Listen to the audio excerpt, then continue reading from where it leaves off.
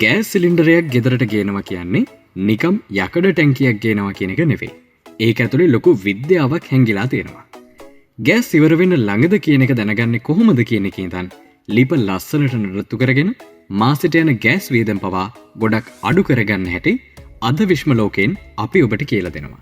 ඉතින් මේ වීඩියෝව ඔබේ ප්‍රායෝගික ජීවිතයට බොහොම වැදගත් වේ. ඒ නිසා සුපුරුදු විදිහටම ආරාධනා කරනවා රැඳී සිටින්න මේ සුවිශේෂී වීඩියෝවේ අවසන් තප්පරයේදී.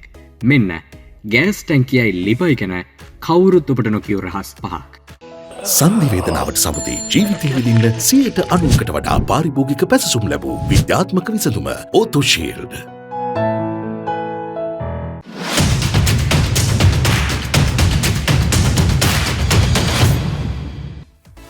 අංක 1.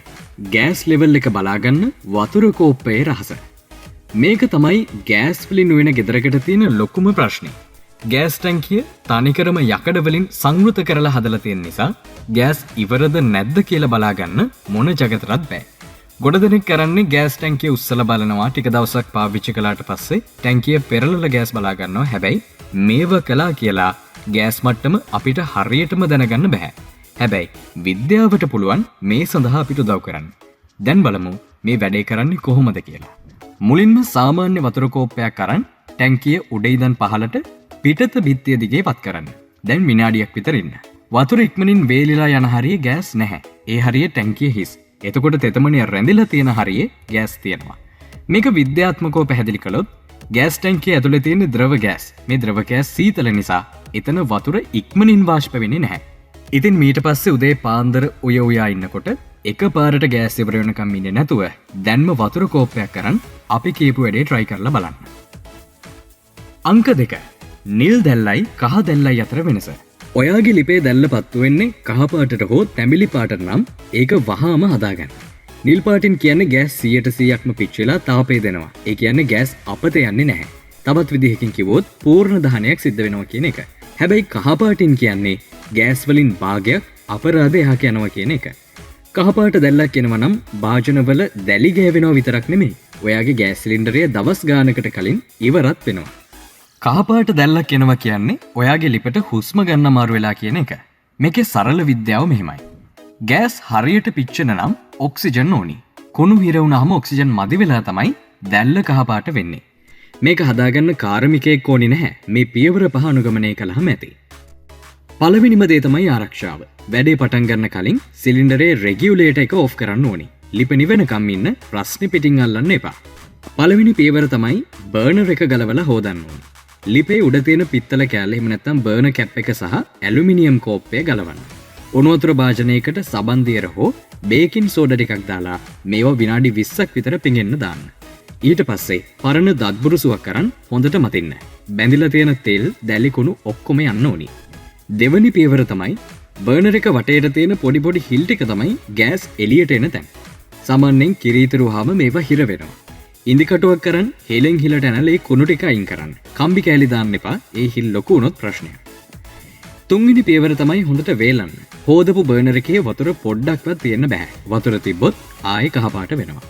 රෙදි කෑල්ලකින් පිහදාලා අවුවේ තියලා හොඳටම වේලගන්න. හතරවෙනි පියවර නලය සුද්ධ කරන්න. බර්නර් එක හයි කරලා තියෙන බටේ ඇතුළට ටෝච් එකක් ගහලා බලන්න මකුළු දැල්ල එහෙම බැඳලා නම් පොඩි ලී කෝටුවකින් ඒවා අයින් කරන්න. පස්වෙනි පියවර තමයි වැදගත්ම එක. එයා ඩම්පර් එක හදන්න. ගොඩක් අය නොදන්න රහස මේකයි.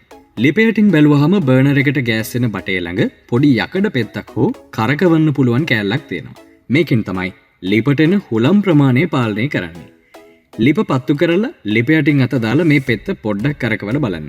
හුලං එන හිල වැහිලා නම් දැල්ල කහපාට වෙනවා. ඒක හිමින් අරලා බලන්න දැල්ල නිල් පාට වෙන තැනක් එනවා. අන්න ඒ ගානට තියලා නවත්වන්න. මේ ඔක්කොම කරලත් තාම කහපාට නම් මෙතන ප්‍රශ්නේ තියෙන නොසල් එකේ. ඒක ගෙදර අය කරන්න යන්න එපා. එතකොට විතරක් කාර්මිකයෙක්ට කතා කරන්න. 90ක් වෙලාවට උඩ ක්‍රමටිකින් වැඩේ ගොඩ දාගන්න පුළුවන්. අංක 3.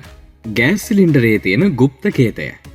ඔයා කවදා හරි දැකලා තියෙනවද ගෑස් සිලින්ඩරයේ ඇතුල් පැත්තේ තීන්ත වලින් ගහලා තියෙන A25, B26, D24 වගේ අකුරු සහ ඉලක්කම්? මේක නිකන් කෝඩ් එකක් නෙවෙයි. මේක ඔයාගේ ආරක්ෂක සහතිකය. මේකෙන් කියන්නේ සිලින්ඩරය නැවත පරීක්ෂාවට ලක් කළ යුතු දිනය. අකුරු වලින් කියවෙන්නේ මාසය. උදාහරණයක් විදිහට A අකුරෙන් ජනවාරි, පෙබරවාරි, මාර්තු කියන මාස, ඒ වගේම B අකුරෙන් අප්‍රේල්, මැයි, ජූනි, C අකුරෙන් ජූලි ඉඳන් සැප්තැම්බර් වෙනකම් මාස, ඒ වගේම D අකුරෙන් ඔක්තෝබර් සිට දෙසැම්බර් වෙනකම් මාස ටික කියවෙනවා. ඒ වගේමයි ඉලක්කමෙන් කියවෙන්නේ අවුරුද්ද. උදාහරණයක් විදිහට C26 කියලා ගහලා තිබ්බොත් ඒ කියන්නේ ඒ සිලින්ඩරය 2026 සැප්තැම්බර් මාසයට කලින් ටෙස්ට් කරන්න ඕනි. පරණ සිලින්ඩරයක් ගෙදරට බහර ගන්න එපා. ඒකේ සේෆ්ටි කාඩ් වෙන්න පුළුවන්. අංක 4 රෙගියුලේටරේ කල්ලිකුත් වීමේ දිනය. රෙගියුලේටර් එක කියන්නේ අවුරුදු 10ක් 15ක් පාවිච්චි කරන්න පුළුවන් දෙයක් නෙවෙයි. හැම රෙගියුලේටර් එකම ඇතුල් පැත්තේ හෝ යට පැත්තේ නිෂ්පාදිත දිනයක් කොටලා තියෙනවා. සාමාන්‍යයෙන් අවුරුදු 5කට සැරයක් මේක අලුත් කරන්න ඕනි. පරණ රෙගියුලේටර් තමයි ගෑස් ලීක් වෙන්න බලපාන ප්‍රධානම හේතුව. අදම ගිහින් චෙක් කරලා බලන්න. අංක 5 ගෑස් ටැංකිය තැබිය යුතු නිවැරදිම ස්ථානය සහ ක්‍රමය. පළවෙනිම දේ තමයි හොඳින් හුලන් වැදෙන තැනක් වෙන්න ඕනි.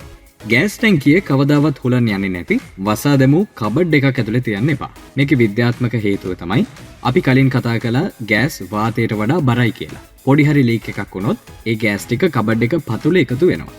ඊට පස්සේ ඔයා ලයිටරේ ගහපු ගමන් කබඩ් එකම පුපුරනවා.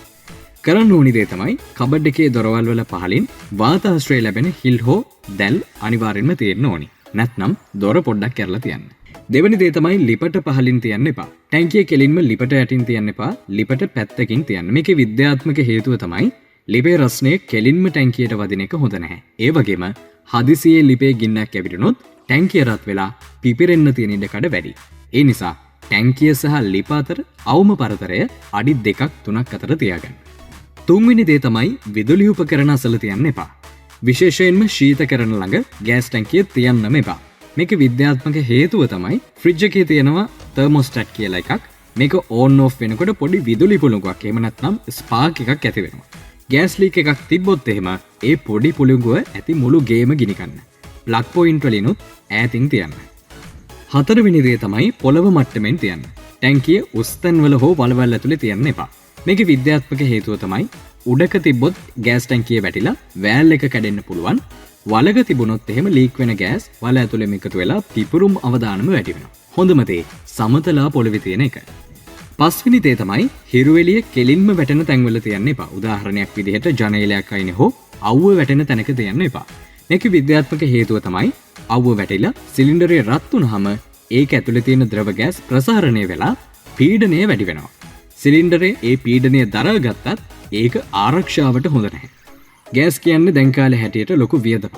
මේ පොඩි පොඩි දේවල් වලින් ඔයාට පුළුවන් සිලින්ඩරයක් පාවිච්චි කරන කාලය තව සතියකින් විතර දික් කරගන්න.